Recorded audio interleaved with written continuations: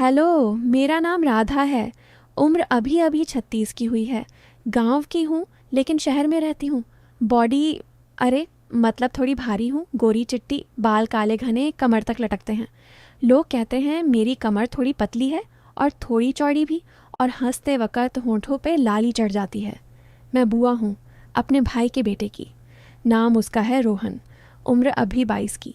लंबा चौड़ा, गांव का पानी पीकर बड़ा हुआ है। आवाज़ भारी, हाथ पैर मजबूत। जब वो हंसता है ना तो पूरा घर गूंज जाता है।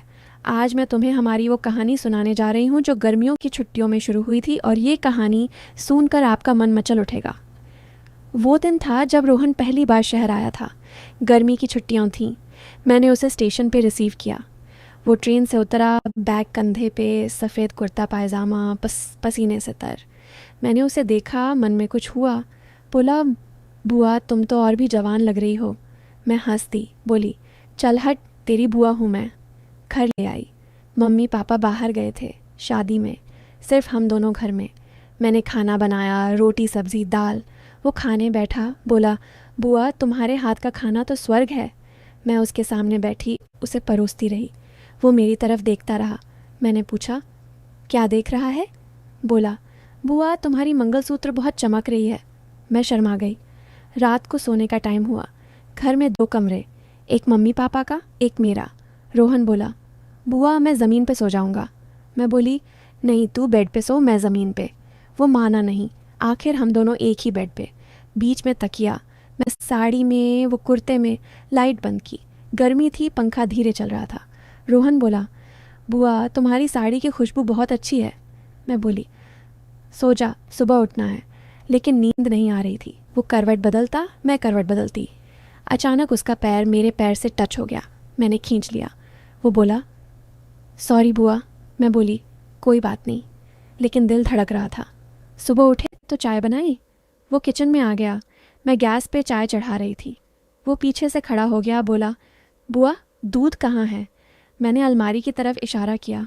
वो ऊपर हाथ बढ़ाया। उसका सीना मेरी पीठ से टच हो गया। मैं सिहर गई। बोला, बुआ तुम्हारी कमर बहुत नरम है। मैंने मुड़कर देखा, वो मुस्कुरा रहा था। मैं बोली, चल हट, चाय पी। हम दोनों बालकनी में बैठे, चाय पी। वो बोला, बुआ शहर में तुम अकेली कैसे रहती हो? मैं बोली, काम करती हूँ, ट्यूशन पढ़ाती हूँ। वो बोला, मैं भी यहीं रहूँगा अब।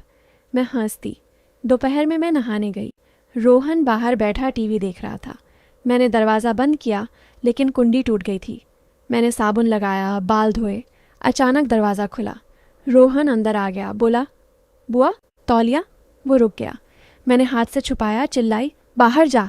वो बाहर भागा। मैं बाहर आई, गुस्सा थी। वो बोला, सॉरी बुआ, मुझे पता नहीं था।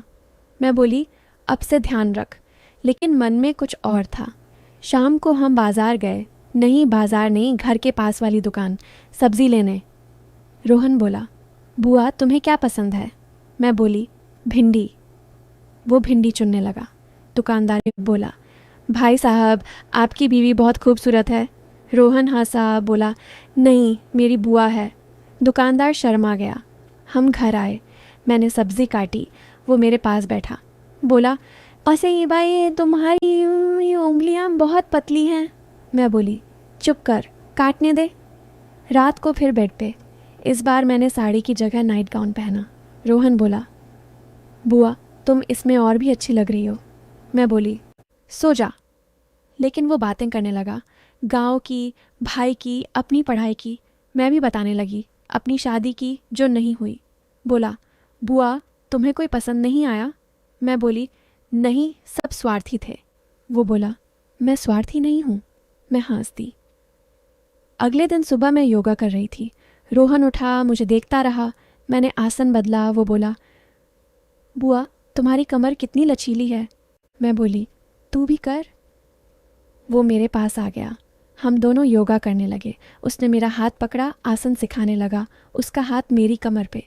मैं सिहर गई। बोला, बुआ ऐसे। मैंने छुड़ा लिया। दोपहर में मैं कपड़े धो रही थी। रोहन आ गया, बोला, बुआ मैं हेल्प करूं? वो मेरे कपड़े उठाने लगा।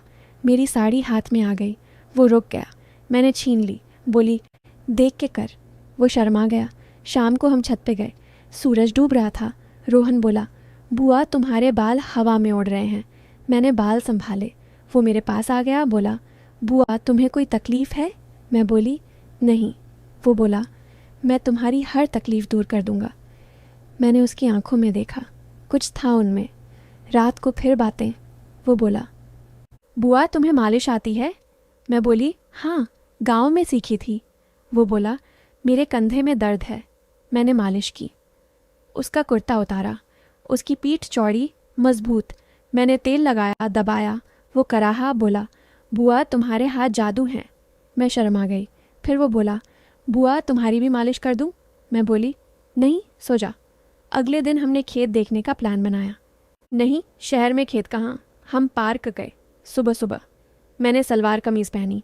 रोहन बोला, बुआ तुम इसमें भी कातिल लग रही हो। हम टहलने लगे, एक जगह बैठे। वो बोला, बुआ तुम्हारी मंगलसूत्र की चेन बहुत पतली है। मैंने छुई। वो बोला, मैं तुम्हें नहीं दिलाऊंगा। मैं हंसती। दोपहर में मैं खाना बना रही थी। रोहन आ गया, बोला, बुआ मैं रोटी बेलूं? वो बेलन हाथ में लिया। मैं आटा गूंथ रही थी। उसका हाथ मेरे हाथ से टच हो गया। आटा लग गया। वो हंसा, मैं भी। शाम को टीवी देख रहे थे। एक सीरियल आ रहा था, माँ बेटे का। रोहन बोला, बुआ तुम मेरी माँ हो या दोस्त? मैं बोली, दोनों। वो मेरे पास सर रख दिया। मैंने उसके बाल सहलाए। रात को फिर बेड।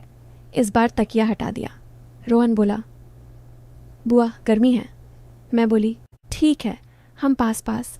उसकी सांस मेरे गाल पे। मैंने करवट बदली। वो भी। अचानक उसका हाथ मेरे कंधे पे। मैंने नहीं हटाया। वो बोला, बुआ तुम बहुत सुंदर हो। मैं बोली, तू भी। लेकिन कुछ नहीं हुआ, बस यही। अगले दिन सुबह मैं उठी तो रोहन चाय बना रहा था। बोला, बुआ आज मैं बनाता हूँ। मैं बैठी देखती रही। वो मेरे लिए चाय लाया, बोला, पियो। पिया। वो मेरी तरफ देखता रहा। दोपहर में मेरी सहेली आई। नाम उसका है सीमा। वो रोहन को देखकर बोली, राधा ये कौन है? मैं बोली, मेरा भतीजा। सीमा बोली, बहुत हैंडसम है। रोहन शर्मा गया। सीमा चली गई। रोहन बोला, बुआ तुम्हारी सहेली बहुत बोलती है। मैं हंसती। शाम को हमने गेम खेला, लूडो। मैं जीत गई। रोहन बोला, बुआ तुम चीट करती हो? मैं बोली, नहीं। वो मेरे पास आया, गुदगुदी की। मैं हंस पड़ी। वो भी। रात को फिर बातें। वो बोला, बुआ तुम शादी क्यों नहीं करती? मैं बोली, अब उम्र हो गई। वो बोला, नहीं तुम अभी भी जवान हो। मैं शर्मा गई। धीरे धीरे छुट्टियां खत्म होने लगीं। रोहन बोला, बुआ मैं नहीं जाना चाहता। मैं बोली, पढ़ाई कर। वो बोला, तुम मेरे साथ चलो। मैं बोली, नहीं मैं यहीं हूँ। आखिरी दिन। सुबह उठे तो रोहन उदास। मैंने नाश्ता बनाया। वो खाता रहा, देखता रहा। फिर सामान पैक किया, स्टेशन पे छोड़ा। ट्रेन आई, वो चढ़ा। खिड़की से बोला, बुआ मैं जल्दी आऊँगा। मैंने हाथ हिलाया। ट्रेन चली गई। घर आई तो खाली खाली लगा। मम्मी पापा आए। मैंने कुछ नहीं बताया। लेकिन रोहन के मैसेज आने लगे रोज़।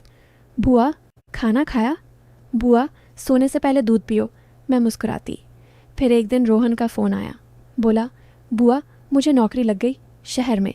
मैं खुश हो गई। बोला, अब मैं तुम्हारे पास रहूँगा। मैं बोली, ठीक है। वो आ गया। अब हम दोनों साथ।